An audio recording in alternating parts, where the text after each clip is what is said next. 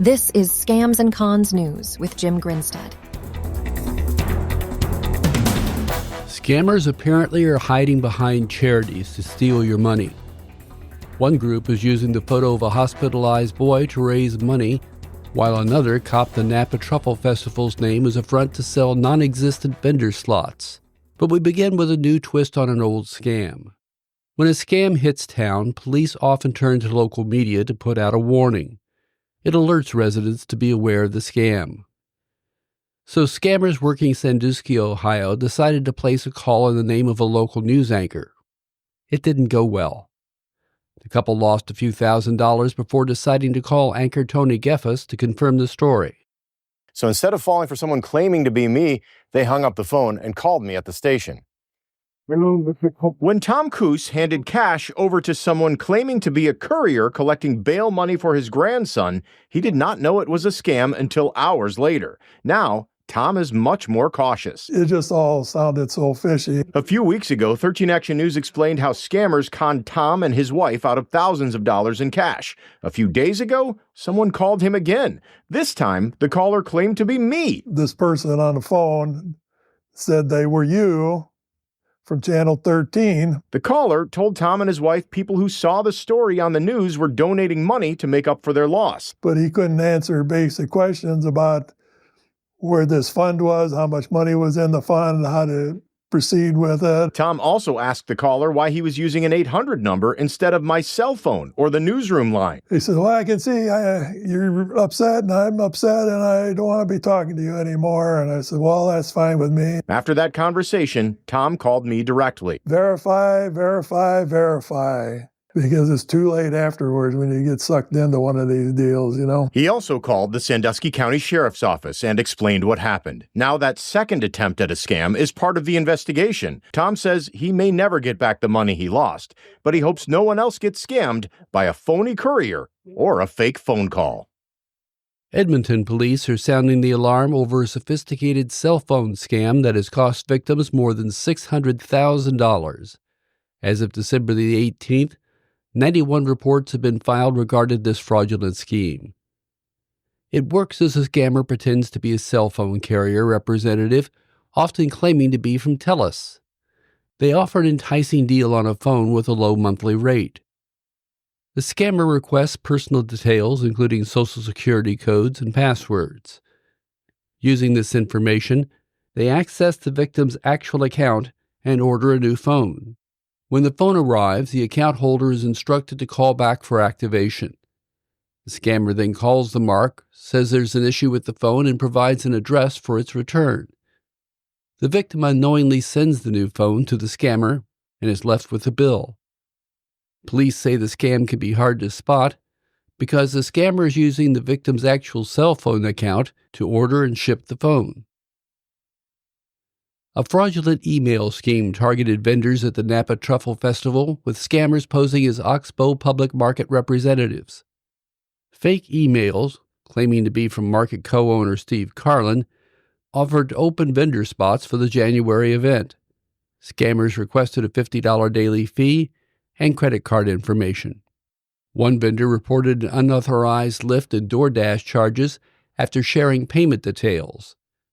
Another vendor became suspicious of an insecure credit card submission form. Oxbow Public Market said it will not be hosting outside vendors or food trucks and has not requested any payments. The Napa Truffle Festival, founded in 2010, bills itself as North America's premier truffle event, and vendors and attendees are urged to verify all communications directly with the event organizers. Scammers were apparently trying to find Mark to donate to the family of a child in a coma. AI newsreader Michael said the effort spanned 3 states. A recent Facebook post asked Marshfield, Massachusetts residents to help identify a 14-year-old boy who was allegedly hospitalized and in a coma after a hit-and-run crash. The post read, "We urgently need assistance in identifying a young boy approximately 14 years old involved in a hit-and-run incident left for dead by the side of the road in Marshfield. He is currently in a coma, and deputies are unable to identify him due to the lack of ID. Let's share this post to help identify him. Reporters confirmed that there were no recent hit-and-run incidents in Marshfield. The same photo and message appeared on community pages across other states, including Pennsylvania, Alabama, and Washington. In each case, the location was changed. Marshfield replaced with Hazleton, Atmore, or Spokane, but the rest of the post remained the same, with comments disabled. A Google Lens search traced the photo's origin to an entirely different story. The image is actually of 17-year-old Anthony Rosales, who was critically injured in a car crash in Grand Prairie, Texas, in August 2024. The crash, caused by a suspected street racer, tragically killed Rosales' family and left him in the hospital. The photo shows Rosales in critical condition, but he was not in a coma as claimed in the post. In fact, Rosales was released from the hospital 2 weeks later and attended his family's funeral. It's not known how much money, if any, the scammers collected. 2 criminal rings have been uncovered in Thunder Bay, Ontario, producing thousands of fake paintings falsely attributed to renowned Indigenous artist Novel Morisseau. He's also known as the Copper Thunderbird. The art fraud spanned decades, with forged paintings selling for thousands of dollars in galleries across Canada. Victims included everything from a retired school teacher to rock star Kevin Hearn of the Bare Naked Ladies, who successfully sued after purchasing a fake painting. 2 primary ringleaders have already been convicted and imprisoned. Detectives meticulously investigated the case, diving deep into Morisseau's artistic style and life history. The investigation revealed that forgers used drugs and alcohol to manipulate the counterfeit works. Morisseau is known as the Picasso of the North by breaking traditional barriers for Indigenous artists.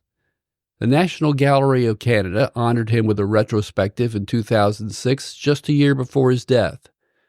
The fake paintings sold for between $2,000 and $10,000 Canadian dollars and made their way into top galleries and universities, highlighting a significant breach in the art authentication process. A third potential forgery ring in southern Ontario is still under investigation. This is Scams and Cons News.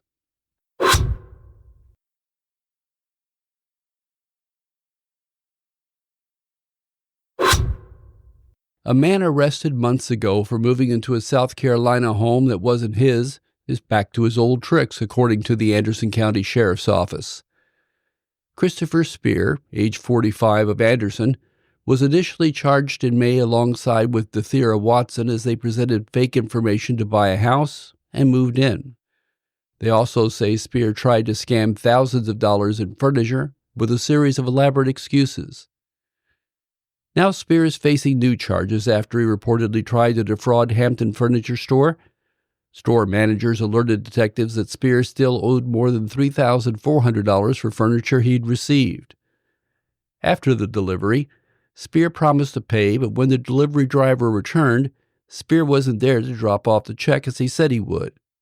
Instead, he claimed he'd leave it in the store's drop box, but that check never materialized. Spear later told detectives the check was stolen, but when they tried to process his payment over the phone, his card was declined every time. Spear has now been charged with breach and obtaining property under false pretenses and booked into the Anderson County Detention Center. 3 Chicago area residents have been sentenced for their roles in moving more than $3.5 million for an overseas romance scam network. Among them, a former U.S. Postal Service worker who says she deeply regrets being pulled in what she called a dumbass scheme by her boyfriend. AI News reader Sarah tells more. Jennifer Gasha, an Iraq War veteran and former postal worker, received 3 years probation with 6 months of house arrest for her role in the Chicago-based fraud operation. Authorities say one of the victims was 57-year-old Laura Cowell, a retired healthcare executive from Galena, Illinois. Cowell believed she was in a relationship with a man named Frank Borg, whom she met on Match.com. But Frank wasn't real. He was part of a West African scam network, using stolen photos and fake identities. Over nearly 2 years, Cowell sent almost $2 million to Frank, before scammers began instructing her on how to create fake companies and move money. By the end, she had lost everything. Court records show that one of Kowal's payments, $75,000, ended up with 3 individuals in the Chicago area, including Gosha. The other 2 defendants, Nigerian nationals Samuel Onyekwu and Anthony Ibekwe, were convicted in November. Onyekwu, who pleaded guilty and cooperated with prosecutors, was sentenced to 10 years in prison. Ibekwe, found guilty on 14 counts including wire fraud, was sentenced to 20 years. One juror in Ibekwe's trial told CBS News that emotional testimony from victims, including a retired dentist with early-onset dementia, left a lasting impression. Gosha claims she, too, was a victim, believing she was in a relationship with Ibekwe, whom she thought was a Nigerian doctor. Her attorney says she was manipulated into becoming a money mule. Judge Stephen Seeger acknowledged the serious impact on victims, but also noted Gosha's lesser role in the scheme. The Federal Communications Commission is warning homeowners across the country about a sophisticated mortgage scam that's already cost victims hundreds of thousands of dollars.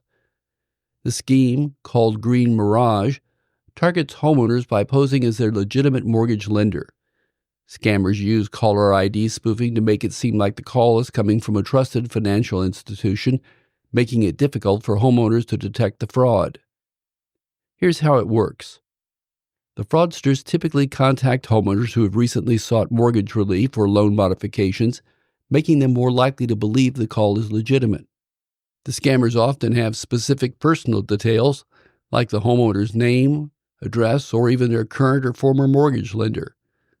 Once they have the homeowner on the line, the scammers claim there's an urgent issue with their mortgage and that immediate payment is required to avoid penalties or foreclosure. But instead of directing payments through the usual mortgage channels, the scammers instruct victims to send money in untraceable ways, such as mailing money orders to attorneys or uploading funds to prepaid debit accounts like Walmart Green Dot Money cards.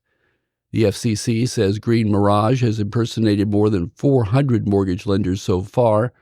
Many homeowners only realize they've been scammed when they receive foreclosure notices from their actual lender, but by then, their money is long gone.